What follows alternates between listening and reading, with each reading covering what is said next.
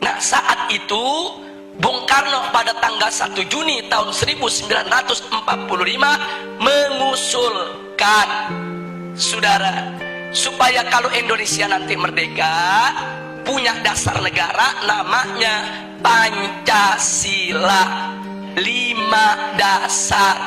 Sila pertama, Bung Karno mengusulkan peri kemanusiaan, kemudian peri kebangsaan, sedangkan peri ketuhanan diletakkan di sila yang kelima, sila terakhir. Ini ditolak oleh ulama, saudara.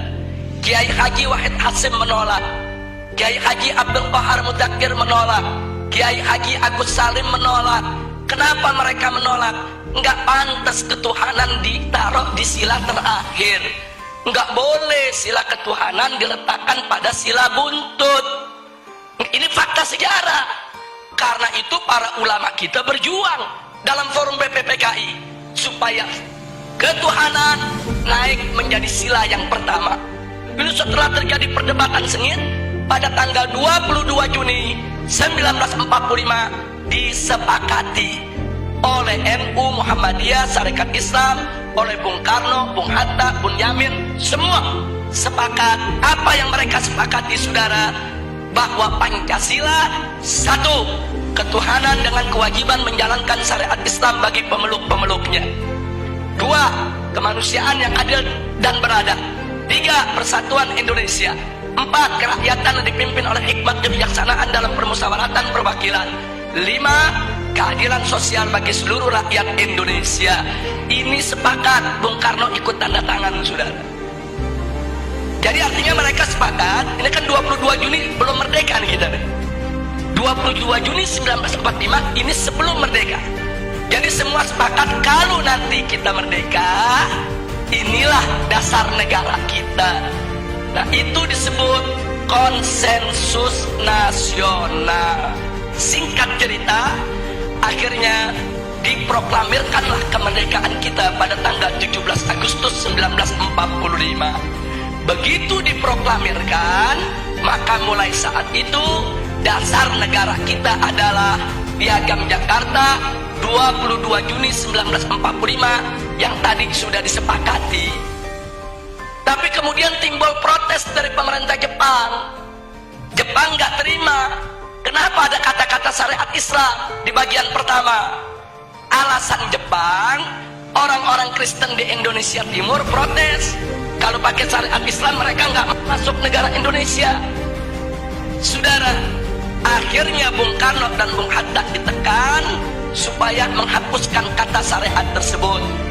Tanggal 17 setelah proklamir kemerdekaan.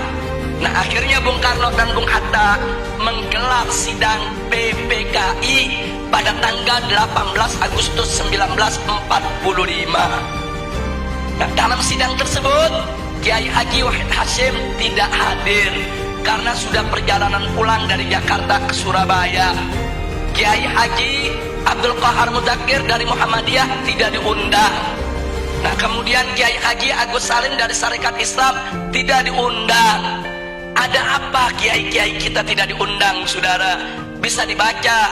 Kalau kiai-kiai kita diundang, mereka nggak bakal setuju syariat Islam dihapus, saudara. Makanya supaya ini lolos, ini goal, kiainya nggak usah diundang, saudara. Jadi marginalisasi ulama itu udah mulai terjadi semenjak kita kemerdekaan, saudara.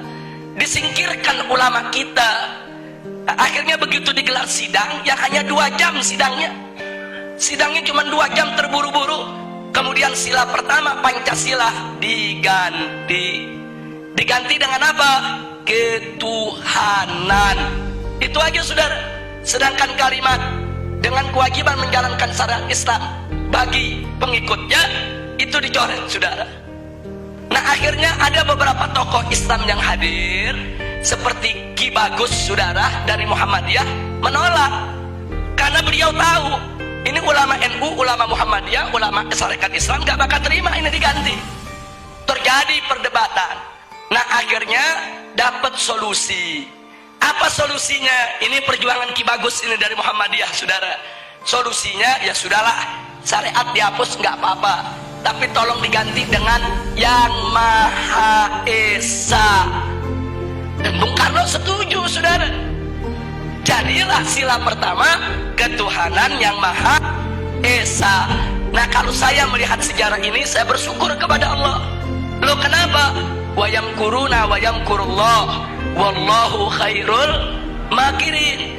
Mereka berbuat makar menghapus syariat, Allah balas makar mereka. Syariat hilang, tauhid yang datang, saudara. Itu kan syariat diganti sama tauhid itu.